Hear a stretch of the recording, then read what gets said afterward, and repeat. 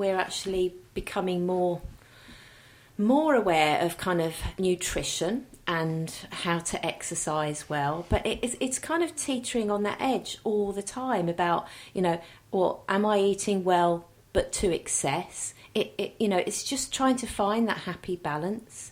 And I certainly can think about in my early 20s that I certainly knew somebody that was going through a really bad time with regards to eating disorder, but I wasn't equipped to know how to deal with that.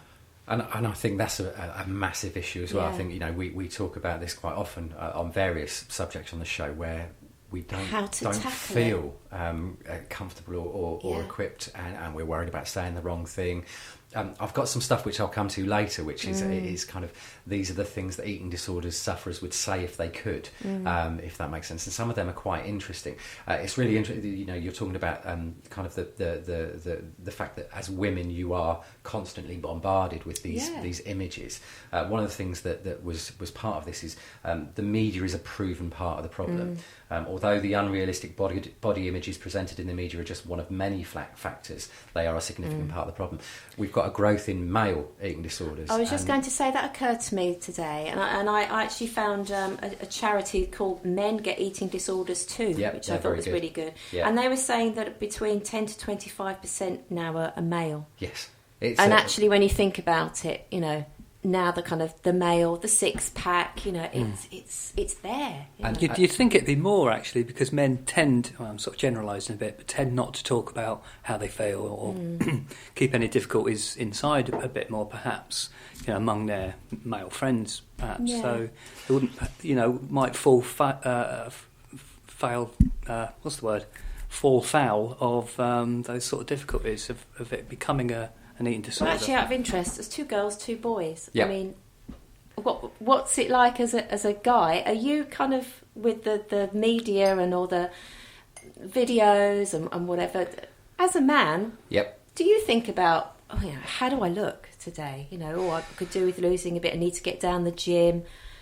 Yeah, it's interesting. Yeah, I think it is. I think that I suppose I consider myself to be very lucky where it comes to food. I've got a metabolism or a body shape or whatever else, which basically means I can nam what I want in my face and not really put on any weight. And when I do, kind of just do a bit of exercise, quickly. It's not a massive issue for me. My brother, the genetic hodgepodge of life, he got the brains, I got the blessed metabolism. He finds it really difficult. He loves his food. And he puts on weight very easily, and I think he feels the pressure. I think there is a significant... I mean, I'm 43 next week. I wouldn't want to be in my teens or early 20s now, because I think the world is a very different place. It's even more so now, isn't it? Exactly. I think the pressure now is far worse for men and women, boys and girls. I think the other issue there is the way that men and women deal with things is very different. When I do my mental health training, in terms of depression, more women than men apparently have depression. I think it's probably about even. Women get treatment. Women take Prozac, men take Stella Artois, because we don't talk about that stuff. We just go and have a drink and try and forget about it. I think there's an element of that which is true here as well. If you look at the level of steroid use in young men, because they feel they need to have that rippling, muscly body, whatever else. Because of those media portrayals again, it's a really challenging one in terms of body issue. And there's nothing wrong with that, but it's getting that balance, isn't it? It's balance all the time. Looking after yourself, I think absolutely. Eating healthy, I think absolutely. It's when it flips over and becomes obsessive and controls your life that the issue is. And I think, we're talking about body image, and body image is one part, I think, of what we're talking about tonight. There are some people who I know who have an eating disorder, for example, where there's a thinness element to it, but it's not about wanting to look like the girls in the magazine. It's about wanting to not be seen. If I'm thin and nobody sees me, it's about control. It's about the rest of my life is out of control. This is the one thing I can control. I can control what goes into my body. There are a whole heap of different things that fall into and feed into. Sorry, that's perhaps the wrong choice of word, but it contributes to eating disorders. And I think that's where it's difficult to know that you might need help, because there's there's lots of outside mental pressure sometimes.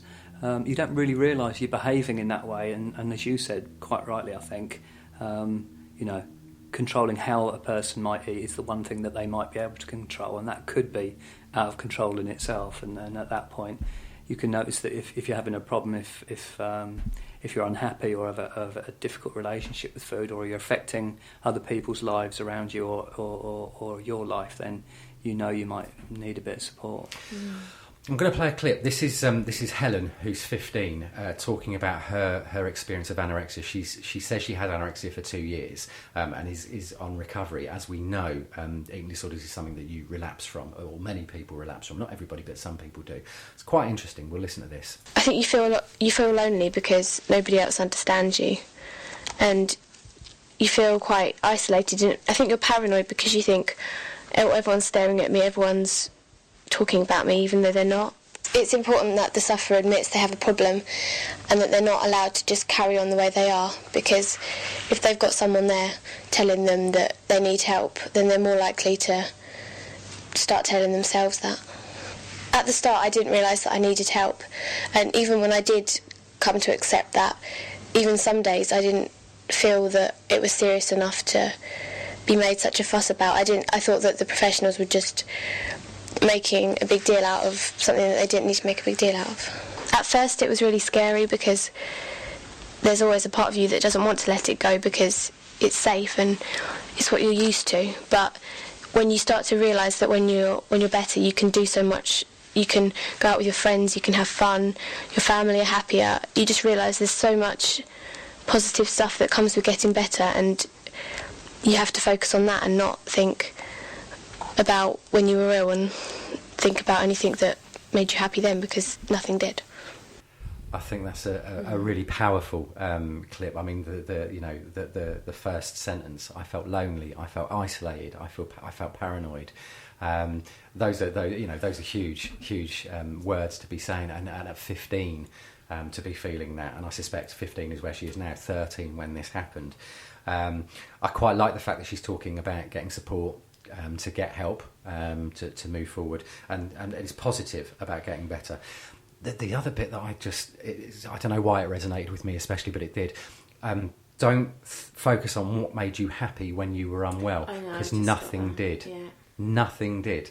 And I think that's one of the really nasty things about an eating disorder, is that you think you're making yourself happy by not eating. Because that's what your mind, your brain, your body is telling you, or you think you're doing well because you've purged after your dinner, so you're not taking on weight. But there's all the internal stuff that actually hasn't been resolved, hasn't been dealt with at all. I just thought that was a really powerful clip. Sorry, Lisa, go on. It's just that vicious circle, isn't it? By the sounds of it, you get caught in that loop. Yep. And one of the things that I for every clip I've heard, it's, I didn't think I had a problem. I didn't think there was anything wrong. I didn't think until I was right in the midst of it, at which point it's all there. And that habit and that addiction is part of it as well. Oh, blimey. Okay, it's 25 past already, nearly. We need to play another song. This is the one that Chris sent me at 27 minutes past 6 and said, "Can we get this on the show tonight, Steve?" Yeah, of course. Just got that in. We'll have a bit of Andrew Ackerman. He's on Groove Lounge at 10 tonight, so we'll listen to what he's got coming up before we do that.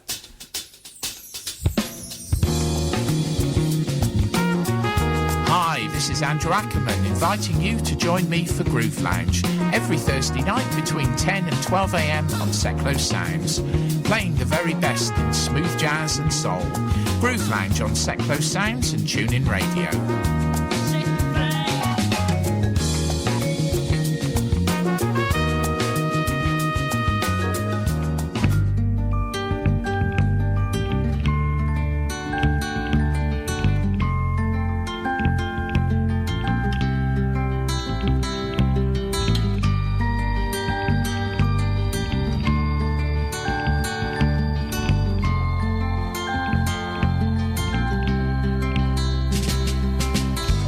Touched the walls of a city streets and didn't explain, sadly showed us our ways. I've never asked him why.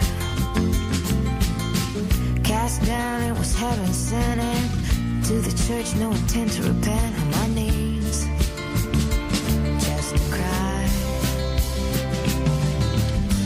Until you travel to that place you can come back, where the last pain is gone and all that's left is black.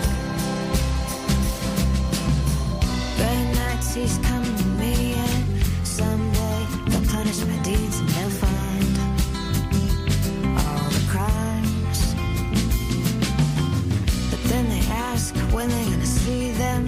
Then they're gonna ask to feel the ghosts, the walls, the dreams. Well, I've got mine. At last, those coming came, and they never looked back. With blinding stars in their eyes, but all they saw was black. Fooled them, hoping to seem like a slave of evil, but the product of greed. And it's not a mask, so be honest with me. We can't afford to ignore that I'm the disease. Practical since we had to be, and when they were old, they came back to me and they tried. Oh, they tried. And when you follow through and wind up on your back, looking up but no stars in the sky, those white clouds have turned it black.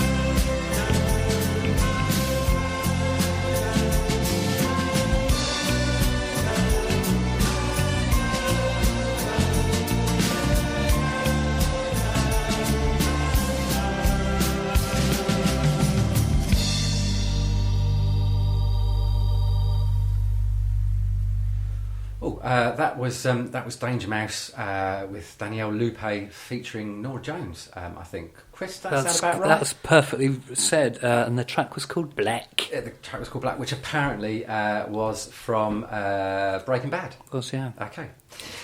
It's 28... God, blimey, it's 28 minutes past 7.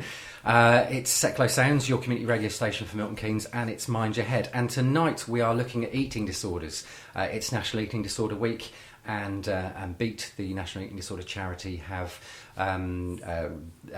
commissioned and produced this report into the impact of eating disorders.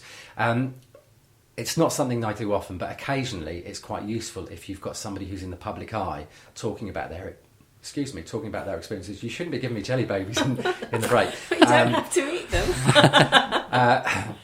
Somebody in the public eye talking about their experiences.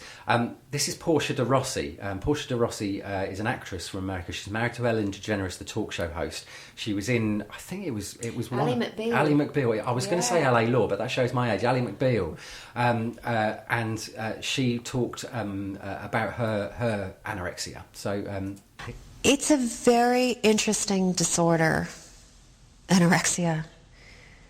Because you really, really feel like you're completely in control. And I think when I realized that I was maybe not as in control as I thought, when I realized that perhaps I was sick, was when I started becoming afraid of food. I remember feeling like it had taken control over me. Because I was so afraid to see it, I stopped watching television because I didn't want to see commercials for food. I was afraid to walk by a bakery or to smell food. I was afraid that I would be overcome with the urge